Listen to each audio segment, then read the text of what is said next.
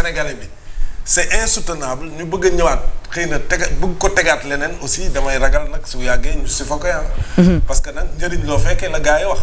parce que su fekkee ni gars yi dañ ñuy teg mu diis boo moytuwul ñu koy fekk du bari de waaw mais daal vraiment bon on verra est-ce que ça va marcher ou pas. Très bien. mais li ñuy laaj.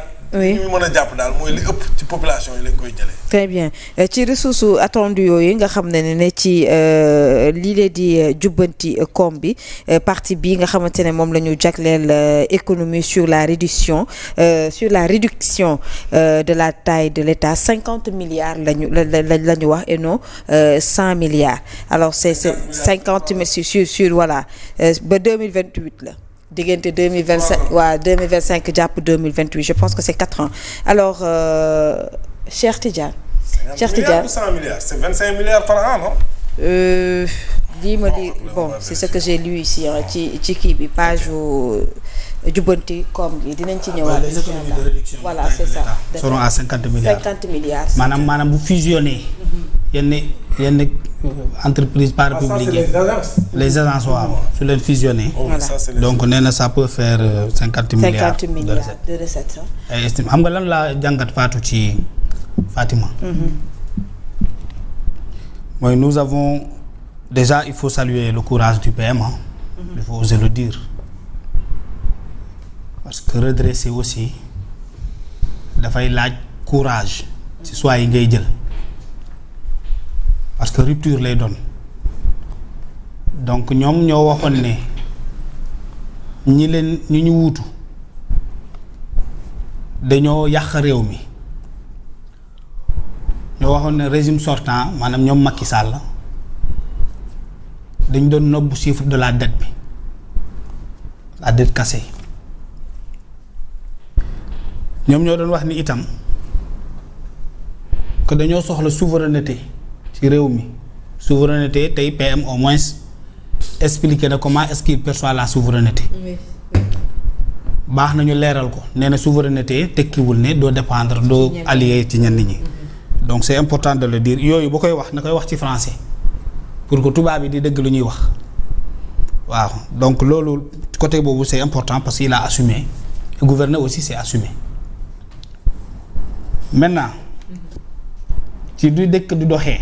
c'est normal que dëkk bi am ay jafe-jafe mu am ay tolof-tolof te bu amee jafe-jafe am tolof-tolof ñu dénk réew mi ñoom ñooy taxaw wut ay solution xool naka la ñuy jaamarloo ak jafe-jafe yooyu pour ñu mën ko wàññi li ñu xam ci ay plan bu dëkk demee ba am ay tolof-tolof ñett laa ci xam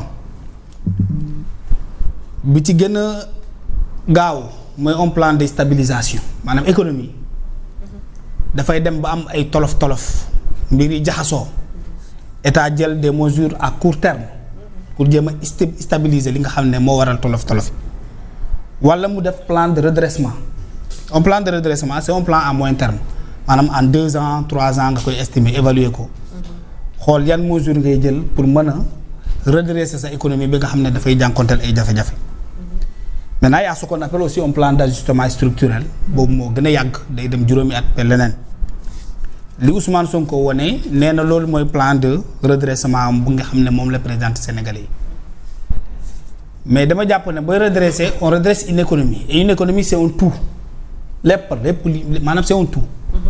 économie c'est au niveau supra au niveau macro mais aussi au niveau micro maanaam entreprise yi mag yi nga xam ne c'est des multinationales yi nekk ci réew mi nga xool seen impact ci économie bi ndax ngay def ba loolu amal njëriñ askan wi amal njëriñ réew mi.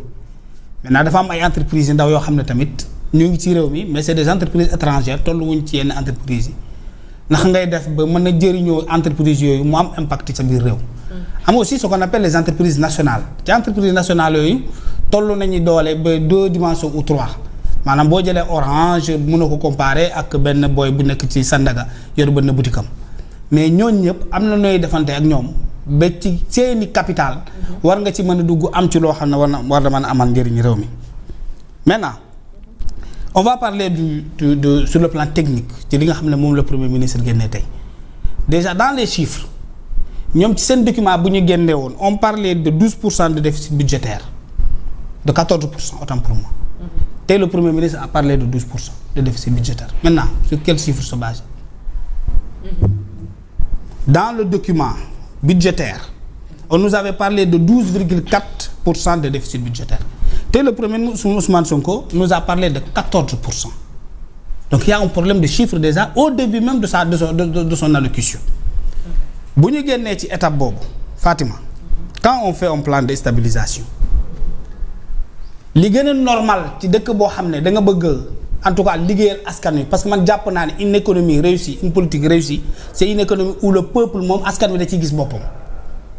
Maanaam boo doon gagné 10 000 francs dëkk bi am ay jafe-jafe état bi góorgóorlu ba ci 10 000 yooyu nga amaat ci beneen 2 000 bu ci yokk wala benn 3 000 bu ci yokk. maanaam créer de la richesse. Créer de la richesse. Da ngay wàññi say dépenses ba pare augmenter les recettes, mais recettes yooyu ngay augmenter dafa war a dellu ci askan wi. Est-ce que Ousmane Sonko bi ngeen dégg ngeen benn yoon muy wax ne li nga xam ne ñun bu ñu ko dajalee ci at yi fii lay dugg ba entreprise bu gaan ngee dañu gis ci boppam, wala entreprise keneen ki nga xam ne mu ngi Sandaga am fa boutique gis ci boppam, wala beneen entreprise boo xam ne ci beneen secteur bu muy yëngatu mu fexe ba loolu nga xam ne ñun dañu koy jël ci ay mesures ñu war cee mën a gis suñu bopp. Déedéet lu ñu dégg mooy c'est un état qui te dit jusqu'à présent, xam nga loolu ma boole woon ak Guy Marius Sagna ci bu muy wax ci Orange ci Canal Plus. yaa ngi ni fàttaliku gii dafa defoon benn publication mu ne Canal Plus léegi dafay fay 24 milliards à l'État du Sénégal. te dans sa déclaration Guy Marius Sagna n'avait pas annoncé au Sénégalais que Canal Plus yokk na 10% ci li nga xam ne moom lay jël ci askan wi. ma ne ko waa c'est vrai État du Sénégal dina am 24% ci Canal Plus parce que mu ngi yokk ci recette Canal Plus 10% ci 10% yooyu foofu la Canal Plus di jël 9% jox ko État du Sénégal. Léegi ñoom quand est-ce que ils vont parler pour le peuple sénégalais, quand est-ce que la ñuy waxal sénégalais bi ne ko canal bi nga xam ne yow da nga ci daan fay 5000 francs par fin de mois léegi man État du Sénégal góorgóorlu naa ba yaa ngi ciy fay 2500. loolu mooy seen plan bien lépp lu ñuy dajale day dem ci état. léegi ci état wu Sénégal ñoom quand est-ce que la ñuy commencer di liggéeyal askan wi ba naan askan wi di ñaa dajale 1000 milliards dugal ko ci sa li nga daan jënd pour lépp loo xam ne da nga daan jëndee 2500 léegi nga koy jëndee 1000 francs wala 500 francs. Est-ce que dégg ngeen ci askan ñii falu nii depuis bu ñu commencé waxu chiffre ak milliards. C'est là où le mal blesse. Maanaam on a un état boo xam ne tous les jours da lay wax ne maa ngi dajale koppar maa ngi leb ay milliards mais ba tey waxul benn yoon xaalis boobu muy dajale naka la ci askan wi di gisee boppam. xanaa bu ñuy redresser économie kay askan wi moo tax ñu koy redresser parce que ñun ñooy fay courant bu méttee ci ñun lay méttiwul ci état ñooy fay ndox bu seerul ci état parce que état fay ndox ñun ñooy fay ndox. transport bi bu amee ay jafe-jafe ñun ñoo ko yëg parce que ñun amuñu ay auto climatisé kenn xale lu ñu yoon y a pas de wéewu dans la rue pour les usagers publics ñun ñooy fay car rapide yi fay bus yi fay train bi BRT bi ainsi de suite. léegi ki nga xam ne particulier la yor oto war a jëndi carburant soxla na état naan ko li nga xam ne dama koy redresser dinaa fexe ba litre essence bi mu wàcc dinaa fexe ba litre gasoil bi wàcc. loolu mooy économie boo xam ne dañ koy redresser pour askan wi gis ci boppam mais li nga xam ne moom la ñu présenté tey mooy un redressement boo xam ne état bi rek mais loolu lay signifié di maanaam da ngay même man mi nga xam ne yoroon naa boutique di ci jaay dal la boo moytul boutique ba ci tëj la jëm